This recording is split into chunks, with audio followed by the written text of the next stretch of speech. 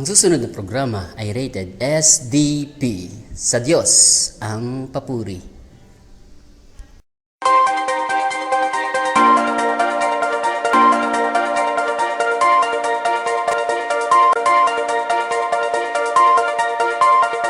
Audio Jungle.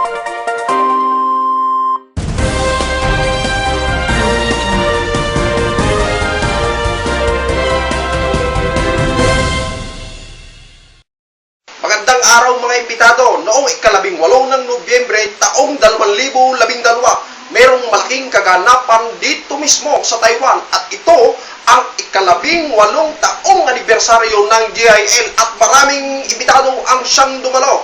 At ayon sa aming pag-iimbestiga, walang umuwing nakanga, lahat sila pinagpala pa, tumayan.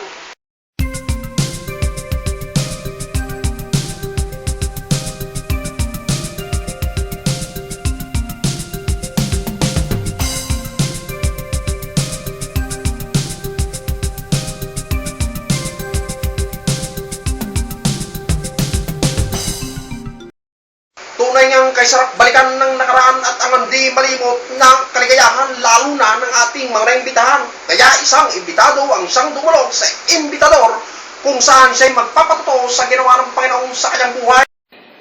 Isang pagpalang umaga po sa bawat isa. Ako po si Sister Ems of JL Yang Ming.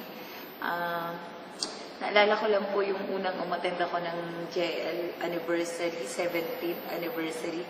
That was healing and deliverance. Nothing is impossible with God. Luke 1:37.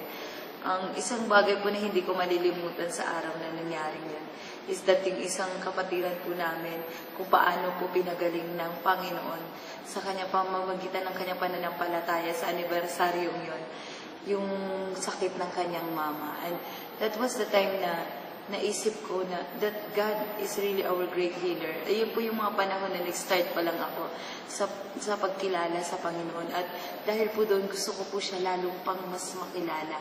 At dahil po din doon, narito po ako ngayon at naglilingkod sa Panginoon. Isa lamang siya sa libu-libong pinagpala nung nakaraang anibersaryo at hindi lang ganyan, ang iba'y nag-alapalos pa. Nawala dahil sa pagpapala nakarating sa pangarap na bansa.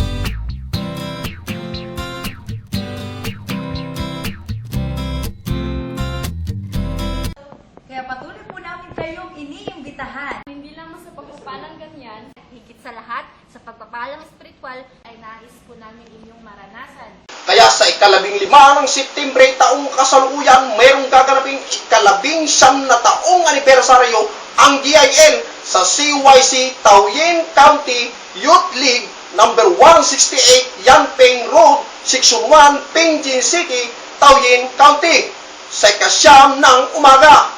Hanggang sa muli naming pag-iimbita, ito ang mas pinaganda at pinatinding imbitador